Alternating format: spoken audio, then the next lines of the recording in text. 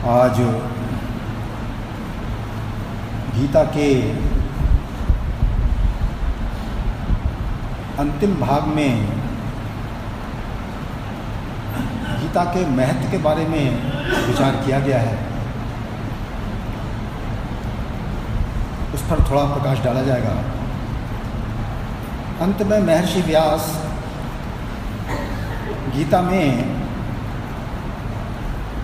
ये लिखते हैं कि कौन ऐसे व्यक्ति हैं जो गीता सुनने के पात्र नहीं, किन लोगों को गीता का ज्ञान नहीं देना चाहिए। उसके पश्चात वो लिखते हैं कौन व्यक्ति गीता ज्ञान देने का अधिकारी है, और जो गीता ज्ञान देता है अर्थात शास्त्र का जो ज्ञान देता है उसकी क्या पात्रता होती है, और ऐसे व्यक्ति का लाभ क्या होता है उसके बारे में बताइए। उसके पश्चात जो व्यक्ति इस गीता ज्ञान को स्वयं पढ़ता है, पढ़कर समझता है, उसका क्या लाभ होता है, और अंत में वो कहते हैं जो केवल सुनता है, सुनकर उसको समझता है, उसका क्या लाभ होता है। तो ये जो 5 चीज़ें इसमें हैं, हम में से सबके मतलब की बातें हैं, इसलिए शास्त्र के इस मूल चीज़ को आज सुनने की और समझने की कोशिश करें। सबसे पहले वो कहते हैं उन व्यक्तियों के बारे में जो गीता सुनने के पात्र नहीं है, अर्थात जिनको गीता ज्ञान नहीं सुनाना चाहिए। कहते हैं कि इदं ते ना अतपस्काय ना अभक्ताय कदाचन ना चा अशुश्रूषवे वाच्यम ना चा माम यो अभ्य सूयति। कहते हैं कि तेरे हित के लिए अर्थात संसार का उच्छेद करने के लिए कहा हुआ ये शास्त्र तप रहित मनुष्य को नहीं सुनाना चाहिए। और आप कहेंगे ये तप रहित मनुष्य कौन होता है? आम तौर पर जो तप हम बात करते हैं, जो हमारे मतलब की चीज़ है, सबसे पहला होता है इंद्रियों का तप, अर्थात जो मनुष्य इंद्रियों का संयम नहीं करता, इंद्रिय के द्वारा उचित अनुचित हर चीज़ का भोग करता रहता है, वो तपस्वी नहीं। सबसे पहला संयम मनुष्य का है इंद्रियों को ठीक कार्यों में लगाना, ठीक अनुभव में लगाना। जैसा शास्त्रों का मार्गदर्शन है उसके अनुसार संसार का भोग विलास करना, अर्थात इंद्रिय संयम करना। और दूसरा होता है हम जो कर्तव्य पालन करते हैं, गृहस्थ के प्रति हमारा कर्तव्य है, अपने प्रति हमारा कर्तव्य है, समाज के प्रति हमारा कर्तव्य है, जिसको हम आमतौर पर धर्म नाम से भी कह देते हैं। तो जो व्यक्ति कर्तव्य का भी पालन नहीं करता, उसके अंदर कर्तव्य बोध है ही नहीं, तो वो भी फिर गीता ज्ञान सुनने का अधिकारी नहीं।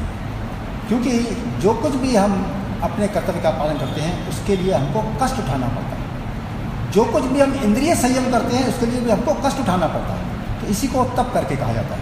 तो कहते हैं कि तप रहित मनुष्य को ये गीता ज्ञान नहीं सुनाना चाहिए। दूसरी कंडीशन कहते हैं ना अभक्ता है। कहते हैं तपस्वी होने पर भी जो अभक्त हो, अर्थात गुरु या देवता में भक्ति रखने वाला ना हो, उसे कभी किसी अवस्था में भी ये ज्ञान नहीं सुनाना चाहिए। मान लिया कृष्ण का ये ज्ञान मैं सुना रहा हूँ, महाराज जी की वाणी मैं सुना रहा हूँ, किसी की श्रद्धा ही नहीं है उसमें, तो उस ज्ञान को सुनने का वो अधिकारी नहीं है। तो उसलिए कह रहे हैं कि उसके प्रति यदि उसके अंदर भक्ति भाव नहीं है तब भी ये ज्ञान को सुनने का अधिकारी नहीं होना चाहिए। और तीसरी बात कहते हैं भक्त और तपस्वी होने पर भी जो सुनने का इच्छुक ना हो उसे भी नहीं सुनाना चाहिए। हम कई बार जबरदस्ती किसी को ज्ञान सुनाने लगते हैं, उसकी इच्छा नहीं है अंदर से। तो जिसके अंदर सुनने की इच्छा नहीं है वो भी सुनने का अधिकारी नहीं है, उसको ये ज्ञान कभी भी नहीं सुनाना चाहिए। और अंत में कहते हैं कि जो मुझ वासुदेव को प्राकृत मनुष्य मानकर मुझ में दोष दृष्टि करता हो, मुझे ईश्वर ना जानने से मुझ में जो आत्म प्रशंसा आदि दोषों का अध्यारोपण कर देता है जो व्यक्ति, ऐसे व्यक्ति को भी ये ज्ञान नहीं सुनाना चाहिए, वो भी अयोग्य है। अर्थात जिसका ज्ञान हम सुनाने जा रहे हैं उसके प्रति उसके अंदर यदि कोई दोष दर्शन वाली बात है, ऐसे व्यक्ति को भी वो ज्ञान नहीं सुनाना चाहिए। तो ये उन्होंने पात्रता बताई कि किसको ये ज्ञान नहीं सुनाना चाहिए। तो अंत में इसका संक्षेप में करते हैं कि ये शास्त्र भगवान में भक्ति रखने वाले, तपस्वी और सुनने की इच्छा वाले और दोष दृष्टि रहित पुरुष को ही सुनाना चाहिए। अब दूसरी बात आती है कि जो ये ज्ञान सुनाएगा उसको क्या लाभ होगा और उसकी पात्रता क्या है। वहां कहते हैं या इमं परमं गुह्यं मद भक्तेषु अभिधास्यति भक्तिमयी पराम कृत्वा मामेव ऐष्यसि असंशया। कहते हैं जो मनुष्य परम कल्याण जिसका फल है, ऐसे इस कृष्ण अर्जुन संवाद रूप अत्यंत गोप्य गीता ग्रंथ को मुझ में भक्ति रखने वाले भक्तों में सुनाएगा, ग्रंथ रूप से या अर्थ रूप से स्थापित करेगा। अर्थात जैसे मैंने तुझे सुनाया है वैसे ही सुनाएगा।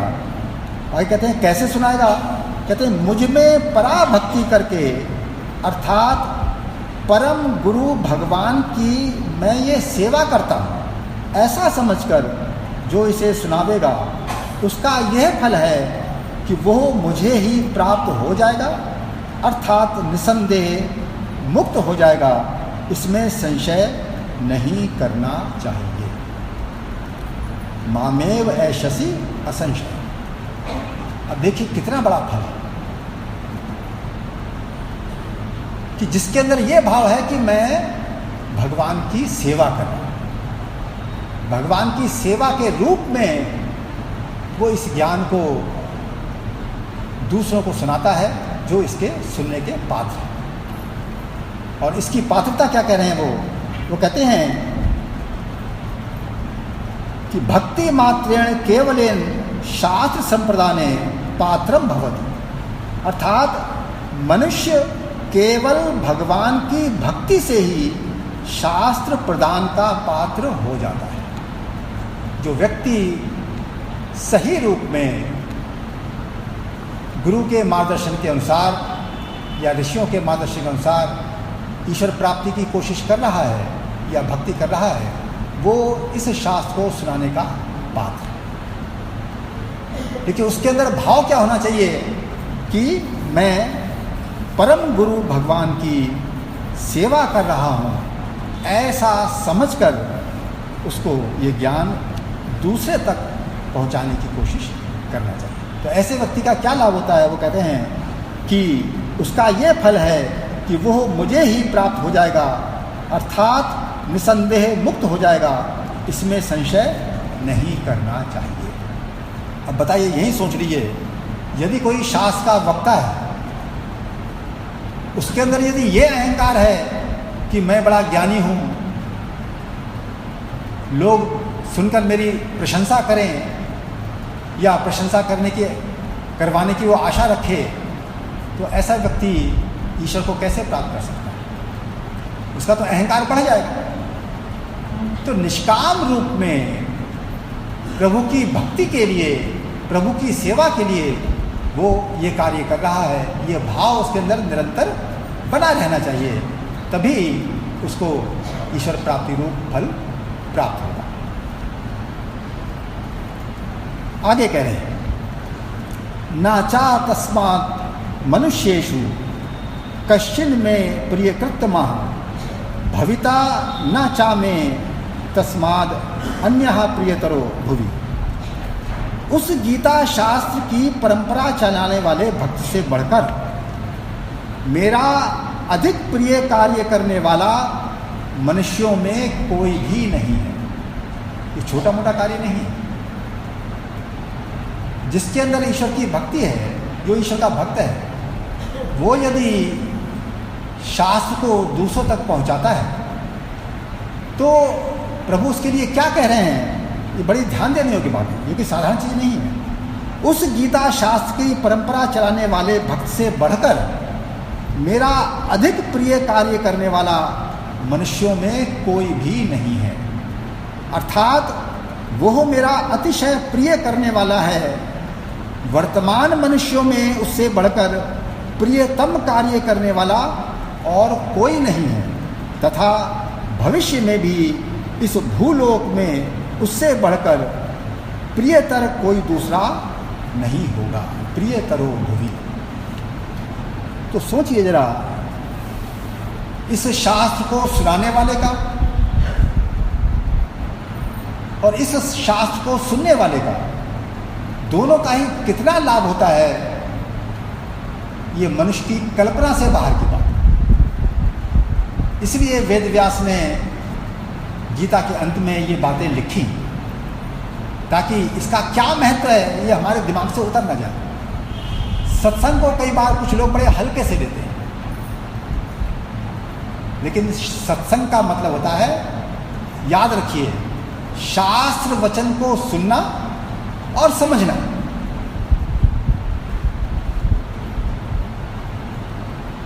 तो जब तक शास्त्र वचन आपके सामने ही है, किससे कहानियां हो रही हैं, वो सत्संग है कहाँ? वो तो मन का मनोरंजन मात्र। इसीलिए जो ऋषियों का जो ज्ञान होता है वो बड़ी ही कीमती चीज़ है। उसको सुनने में लापरवाही, उसको पढ़ने में लापरवाही या उसको सुनाने में लापरवाही कभी नहीं करनी चाहिए। बड़ी गंभीरता से सुनना चाहिए, बड़ी गंभीरता से सुनाना भी चाहिए और बड़ी गंभीरता से उसको समझने की कोशिश करनी चाहिए। अब आगे वो कहते हैं, जो इस शास्त्र को पढ़ता है उसका क्या लाभ होता है, वो बता रहे हैं।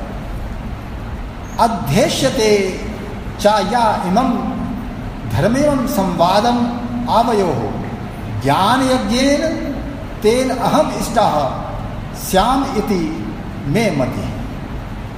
जो मनुष्य हम दोनों के संवाद रूप इस धर्मयुक्त गीता ग्रंथ को पढ़ेगा,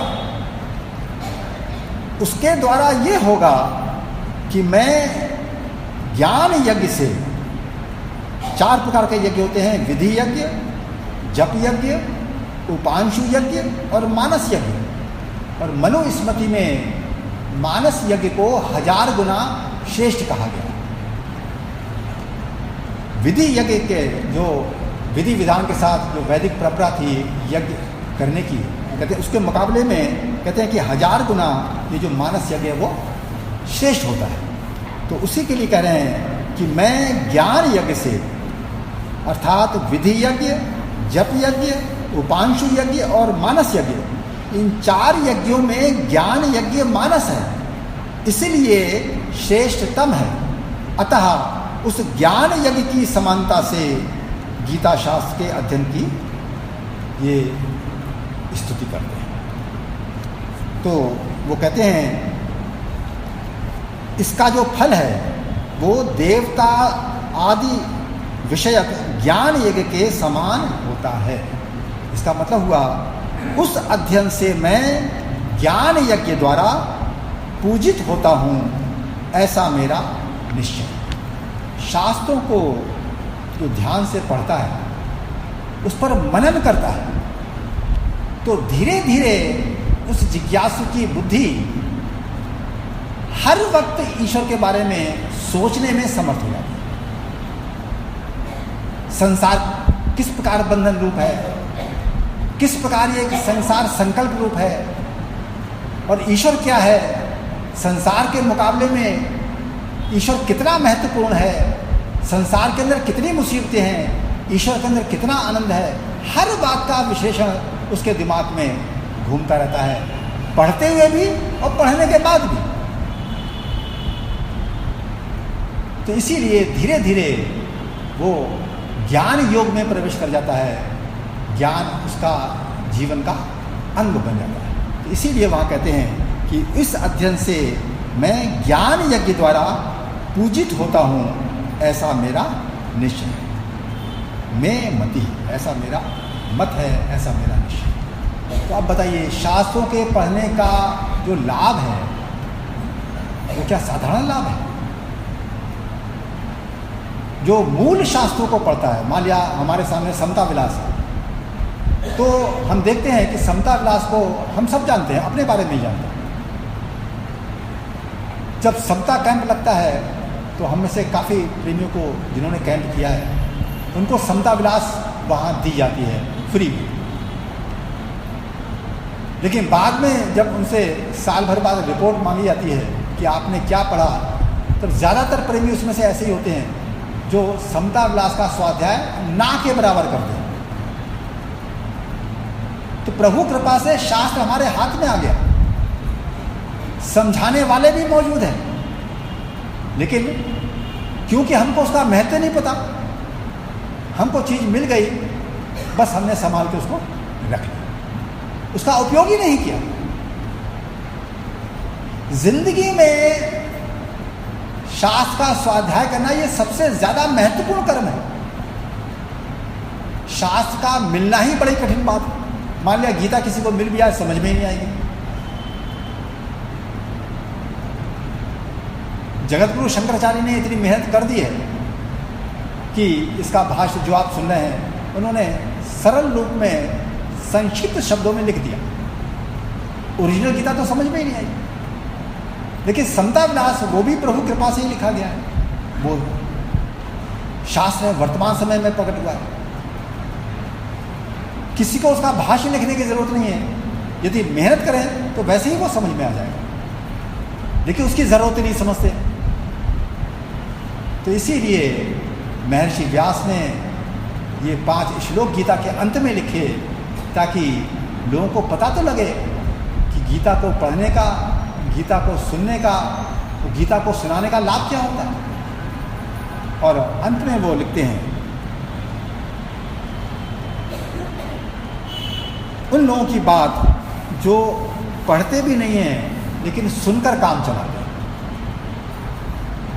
कहते हैं, श्रद्धावान अनसूयश ऋणु यादपि यो नरः सो अपि मुक्तः शुभान लोकान प्राप्नुयात पुण्य कर्मणः। जो मनुष्य इस ग्रंथ को श्रद्धा युक्त और दोष दृष्टि रहित होकर केवल सुनता ही है, वह भी पापों से मुक्त होकर पुण्य कार्यों के अर्थात अग्निहोत्र आदि श्रेष्ठ कर्म करने वालों के शुभ लोकों को प्राप्त हो जाता है। जो इस ग्रंथ को या शास्त्र का श्रवण श्रद्धायुक्त और दोष दृष्टि रहित होकर, क्योंकि हम क्या करते हैं, शास्त्रों में ही दोष निकाल देते हैं। मैंने कई प्रेमियों से सुना ये बात, जब वो समता विलास पढ़ते हैं तो कहते हैं इसमें रेपिटेशन बहुत है, एक चीज को कई बार महाराज जी ने रिपीट किया, इतनी बार लिखने की क्या जरूरत थी, एक बात को एक बार लिख देते काफी था। अब ये गीता यदि कोई पढ़े, यहां भी फिर कोई दोष नजर आएगा कि एक चीज को वेद व्यास 10 जगह उसका रेपिटेशन था, 10 जगह एक ही चीज, तरीके अलग अलग हैं लेकिन बात वो एक ही करें। जैसे एक चीज को कोई 10 तरीके से समझाए तो बात तो वही समझा रहा है। तो उसी प्रकार शास्त्रों में समझाने के लिए बहुत सारा मैटर नहीं होता, लेकिन समझने के लिए वो थोड़ा सा ही मैटर जो है वो बड़ा कठिन होता है। इसलिए ऋषियों को 100 प्रकार से 100 तरीके से वो चीज़ें हमको समझानी पड़ेंगी कि किसी ना किसी प्रकार से तो इसकी बुद्धि में ये बात बैठेगी। क्योंकि शून्य मात्र से क्या होने वाला है, जब तक बुद्धि उसको एक्सेप्ट ना करे तब तक ये बात नहीं कही जाती है कि मैंने समझ लिया या किसी ने मुझे समझा दिया। जिस दिन आपकी बुद्धि उस शास्त्र के तर्क को सुनकर, शास्त्र के वचन को पढ़कर या सुनकर जब ये बुद्धि उस बात को एक्सेप्ट कर देती है तभी ये बात कही जाती है कि इसने इस बात को समझ लिया। ये तो समझने का कोई मतलब नहीं, ये कोई मैथमेटिक्स की प्रॉब्लम नहीं है, केमिस्ट्री की कोई इक्वेशन नहीं है। शास्त्र मेरे जीवन के लिए सत्पुरुषों ने लिखे हैं, सत्पुरुषों ने अपना जीवन पेश किया है मेरे जीवन को का मार्गदर्शन करने में, और मैं उसको समझकर यदि एक्सेप्ट ही ना करूं तो उस समझने का क्या मतलब हुआ। एक्सेप्ट ना करने का मतलब सीधा सही होता है कि मेरी वो बात समझ में ही नहीं आई। तो इसीलिए शास्त्रों पर गहरा मनन करना पड़ता है, बार बार इनको श्रवण करने की कोशिश करनी पड़ती है, क्योंकि हमारी जो आदतें होती ना वो बड़ी बिगड़ी हुई आदतें होती हैं। उसी प्रकार की आदतें होती हैं जैसा कि पहले इस श्लोक में आपको कहा गया कि कौन इस गीता शास्त्र को सुनने का पात्र नहीं है। जिसने जीवन में इंद्रिय संयम नहीं किया, अर्थात इंद्रियों का तप नहीं किया, जिसने जीवन में कर्तव्य पालन करने के लिए तप नहीं किया, वो गीता का ज्ञान सुनने का पात्र ही नहीं है। तो हो सकता है जब मैं पहली बार सत्संग में आऊं तो मैं पात्र ही ना हूं,